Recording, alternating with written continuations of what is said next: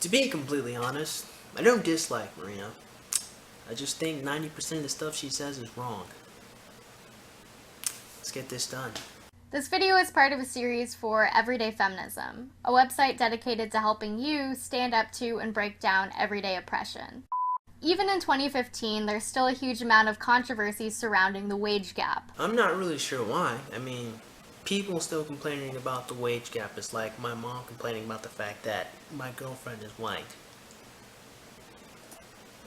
I don't have one. In other words, she doesn't exist. Like the wage gap.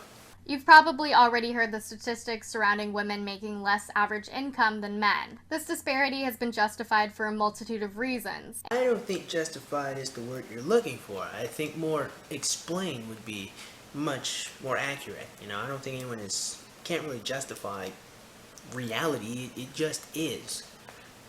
Truth is. Including women's choices in having children and simply choosing lower paying jobs out of preference. This video is going to break down these myths surrounding the wage gap and discuss why the idea of the wage gap being a myth is actually a myth, aka the wage gap myth. According to a 2010 study done by the U.S. Census Bureau, when we average the incomes of all working women of all races, their incomes are 78% of the average income of working men. However, when we consider race, women of color earn considerably less than even their white counterparts. Does anyone else find it very peculiar how that study did not find the average income of black men? Don't you think that's a little strange? Almost like they were looking for a problem?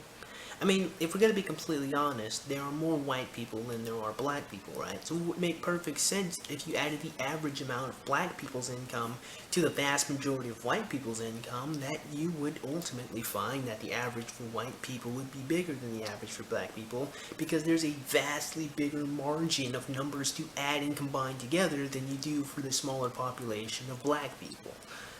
I just explained that, and I don't need to be a mathematician for it. It's just common sense, really. In 2013, black women earned 64% of what white men were paid. The wage gap was even higher for Native American and Latino women, who, in comparison to white men, earned 59% and 54% respectively. Well, considering the fact that Native American women make literally less than 1% of our population, or probably just about 1% of our population, it would make perfect sense that the wage gap between a bunch of the Native American women would be vastly different from the amount of white men. And again, I still find it strange how we are not comparing Native American men to Native American women. Again, it just all kind of sounds like you're looking for a problem to me. But again, that's unsubstantiated. That's just what it sounds like to me. And the same thing for Latino women. Again, there are more white people than there are Latino women. While it can be useful to look at the incomes of men and women as a whole, it still doesn't account for things like hours worked, educational level, work experience, or the type of job. Precisely, which is why I always say if you want to prove the wage gap, all you gotta do is take the paycheck of a woman and a man in the same position, with the same job and the same work, and compare that and see how much money the woman earned. But you see, they're not going to do that, because that would not only show that they're wrong, but it would also open up a legal case if they found out that the woman was being paid less. That whole Equal Pay Act thing? That whole law that was written to prevent this from happening? However, even when we control for these factors, the gender pay gap still exists. The U.S. Bureau of Labor Statistics released a 2014 report examining the median weekly earnings of full-time wage and salary workers that took gender and job position into account. When type of job and job position are controlled for, the gender wage gap disparity still exists in every single field. I actually did my best to look into the study that was found, and I found something very peculiar about it. Instead of using the average, they used the median number. Now, if I remember what the median was, been out of school for a little while, median is the middle number. It would be the number that is in the middle of all of the numbers that are selected in your sample size of data. And if that's the number that you're being used, again, it's still actually very misleading, because if you took the average or the actual amount work, and then we still have to factor in the amount of effort that was placed into the job, then perhaps we could still find to be balanced out. And even then, when I looked at the study myself, which I'll put in the description box below, there wasn't really a huge margin of difference between all of the medians worked. And then I found that there were some jobs that didn't even have the hours worked in. There were lots of different data points that were missed in the study altogether. It's just very weird. Again, you can view the whole study yourself and see what I'm saying. But again, I find it very strange how we're always relying on the median or the average instead of the actual paycheck of these people who work in the same job. I'm just saying, it just kind of sounds like you're looking for a problem instead of trying to solve one.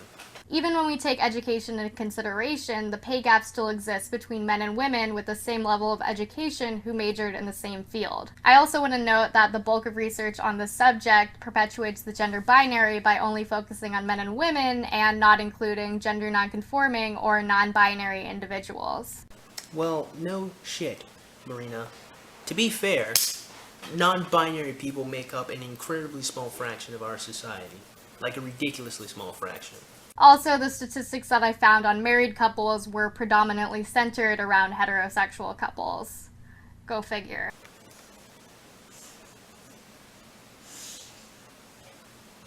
There are many sexist assumptions about women's labor that continue to contribute to wage inequality between men and women today. I want to note that this is a very complicated subject, and I'm not going to be able to go into as much detail about this as I would like. Marina, your video, your whole unedited video, is actually only 7 minutes long. I mean, if you want to go in detail, you can certainly go into detail. But I am going to have all of my sources cited below if you want to check them out for yourself. Our current workforce is highly segregated by gender. This began in the late 1800s and 1900s when women entered the professional workforce and certain professions such as teaching, nursing, librarianship, clerical, and sales all became dominated by women. It's very interesting how all these women decided to go into jobs that weren't all that dangerous. Wonder what could have caused that. Wonder what made these women want to go into jobs that weren't all that physically demanding. Couldn't possibly have anything to do with the fact that women just aren't that strong physically. Oh wait, that's sexist. I'm sorry, I forgot.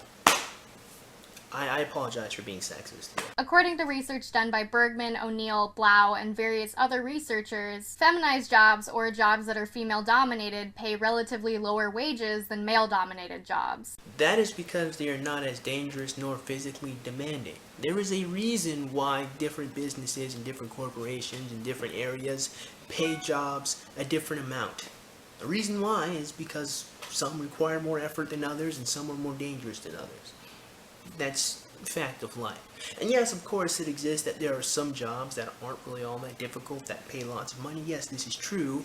However, we're not talking about those. Those are different, special kind of jobs. And those kinds of jobs oftentimes require lots of education. And sometimes they require you to know people in the company to get higher positions. That's the reason why job wages are different. There's more effort involved, usually in higher paying jobs, and more education needed. It's not rocket science. We literally put a lower price on women's work than we do on men's work. No. We literally put a lower price on work that is not physically taxing and or very dangerous. That's what we're doing. Don't try to make this agenda. I'm talking to a feminist. Why did I even start saying that? Even in areas of feminized labor, men still earn more than women. Citation needed. According to the Bureau of Labor Statistics, women are paid less than men in all occupations, whether they be female-dominated, male-dominated, or gender-balanced. Alright. Well, here's something I'm trying to figure out. The word you used here is females are paid less, and paid certainly does imply that the employer is the one who is choosing who gets X amount of money, and based on the Equal Pay Act, it's legal to, pay people different based on their genitalia. So, all of those women actually have a legal court case going on there where they can sue their employer for pay discrimination. But you see, they're not, because chances are they're probably not paid less, they probably earn less because they don't work as much as men work. Because as it turns out, men work a lot more than women, which is actually something that you're going to acknowledge in just a second. It's very interesting how all the answers to your problems are right in front of your face, and yet You don't just pick it up. Strange world we live in. The wage gap is often dismissed as being a result of women's preferences and career choices. However, these preferences are often based on social and cultural factors that affect the lines of work that women go into and the way that work is valued. Women are told from birth that there are specific talents and preferences that girls are supposed to have, and they're nurtured and encouraged accordingly. I see. So the glowing rectangle is all powerful, and the glowing rectangle is what tells women what they can and can't do. And because of this glowing rectangle, women decide to take jobs that don't pay them that much money. Is that what you're telling me? It's the glowing rectangle's fault? Society's fault women don't pick these jobs? Well, that's very interesting, because then there's the ultimate question of what makes the women who are in these different high-paying fields in those fields in the first place. I mean, they would have lived in the same culture, right? They would have gotten the same messages, and yet somehow they were able to make different decisions. I would have to imagine there must have been something about these women. I mean, again, they received the same programming as all the other girls who decided to be teachers, so what would make one girl want to be a computer engineer?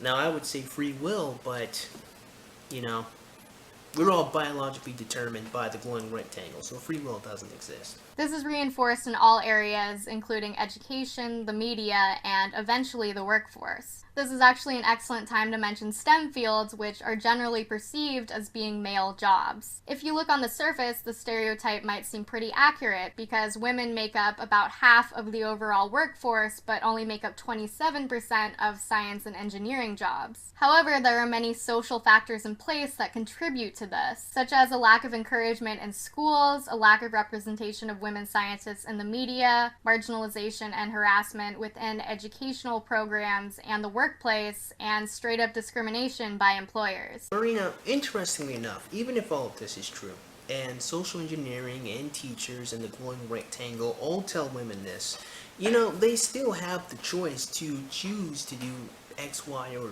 Z. There's still no one actually forcing them to take jobs that pay less, even if they've been manipulated into doing so. And if we're getting into conspiracy theory territory here, if you're going to tell me that the glowing rectangle in the school system is what's educating all these women to pick jobs that don't require them to use a lot of physical force, and jobs that are more about nurturing people and taking care of children, you know, kind of like teachers and nurses. You know, I'm just saying. It's almost like there's a biological component as to what makes men more technical and women more people-oriented. But you know, I'm just some nigga on the internet. The third contributing factor to the wage gap is what's commonly referred to as the second shift. Studies done by Freeman and Shetcat consistently show that women spend more time doing domestic labor than their husbands, which frees up the husband's schedules to spend more time in the workplace. You know, I don't really think the word free is very accurate there. I mean, are you really free to be forced to continue to work so you can live in your house? Is that really freedom? I mean, it's a philosophical question to be asked there. According to this research, modern women do about 2 to 3 times more household work, such as cooking, cleaning, or taking care of children, than men do. However, in the last half a century, women have entered the workforce in droves. And while the proportion of working men to working women has pretty much evened out, statistically, we don't see the same evening out of household responsibility. Research from Argentine-American economist Graciela Chicholniski, which I'm sure I'm pronouncing wrong, shows that unequal division of labor at home only adds to the gender wage gap. That is completely and utterly ridiculous. That is ridiculo. I'm not even sure if ridiculo is a word, but I mean, you mean to tell me that the reason why women earn less money is because they work less, because they're taking care of their children and their house? And that because men aren't the ones who are taking care of their house, even though, you know, there's that whole, you know, roof shilling thing, you know, the whole raking the leaves kind of thing that goes on, mowing the lawn, you know, stuff like that, washing cars and all, you know, all that technical stuff men do. Even though men do that, you know, because men aren't taking care of the baby specifically, you know, it frees them up to go work more. And, you know, it kind of sounds like to me that men aren't paid more, it sounds like they earn more because they're working more. Not that there's any employer discrimination going on there.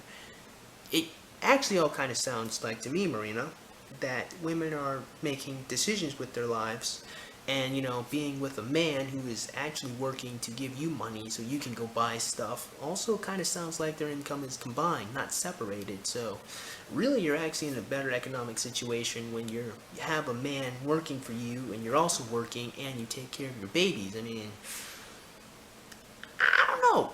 I don't know. Sounds like I'm talking up my butt right now. And while married women can obviously be excellent and devoted workers, doesn't it seem like dividing up household labor equally between partners might be a good way to go? Marina, let me ask you a question. How many times have you mowed the lawn? How many times have you fixed a broken engine? You know, how many times have you picked up a bat and got ready to go fight somebody because you heard a noise downstairs? How many times have you had to go make sure some bully wasn't messing with your kid? Basically, Marina, I'm going to say all this stuff because it's going to be a shock to your system, but as it turns out, men do different things than women do when it comes to the house. Usually it's men doing more physical stuff, like raking leaves, taking the trash out, fixing car engines. Not saying women can't do all this stuff, I'm just saying it's different. It's a different division of labor. And women spend more time with their babies because contrary to popular belief, they like babies. I mean, honestly, I've never seen a woman more happy than when she has a baby in her arms. I'm sorry, I know, I'm sexist. According to research done by Ginther, Waldvogel, and Winder, who apparently all came out of children's storybooks, married women who also have children experience more income inequality than single women with no kids. So basically, the moral of these statistics is, ladies, don't get married and have kids if you don't want your income to be affected. You know, Marina, the sarcasm was strong in you, and yet, I mean, it's right there. I can't even right now, man. I can't it's right there. All you had to do was to reach out and grab it. That's all you had to do. That it was right there. Keep going. The wage gap is most apparent in occupations with the highest pay and demand, where 24/7 availability is required. This is part of the reason why women with children are often excluded from the highest paying jobs, whereas men with children don't really have that problem. Yeah, I know. It might have something to do with the fact that women overwhelmingly get more custody of their children than men do.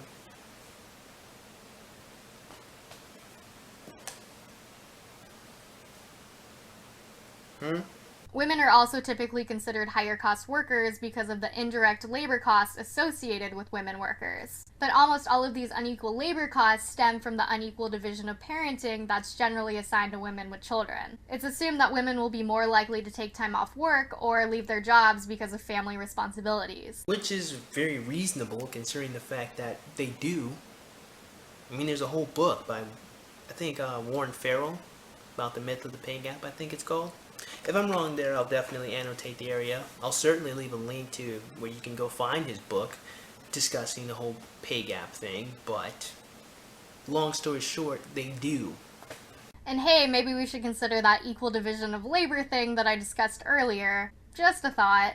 Marina, there is a division of labor. Men do more physical things, women do more nurturing things, because that's what they like doing. I mean, seriously, how many women have you seen normally go outside and cut the grass? Like with a push small lawnmower, not on that riding bullcrap. Probably not very many. If you have, you probably have never really seen very many women, sleep with a bat next to their bed, ready to go fight the unknown, because there's, bumps in the night. There is a division of labor, Marina. It's different. Studies from Anchor and Hines show that while women were more likely to take off time from work than men, the differences were statistically insignificant. Another reason that women have been discriminated against in the workplace is because of the higher costs associated with paid maternity leave. While I want to point out that many pregnant women and mothers experience discrimination and income inequality in the workforce, this association of women with motherhood relies on the assumption that all women choose to or have the ability to have children.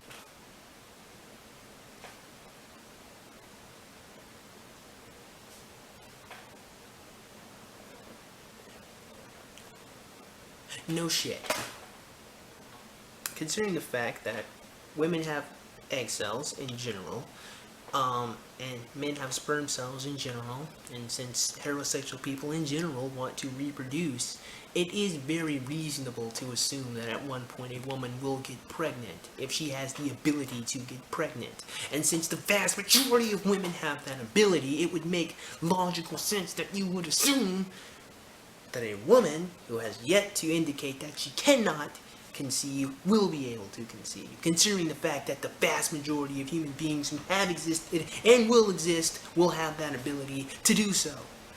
That's not an unreasonable assumption to make, Marina. And I'm gonna say it, assuming that all women make the same life choices, quite frankly, is a little sexist. The issue of women experiencing income inequality is a complicated one, but there are multiple steps we can take to fix it. These include, but are not limited to, equal division of household labor among couples, paid maternity and paternity leave, better access to childcare, legislation that brings women greater freedom in making their own choices in reproductive rights,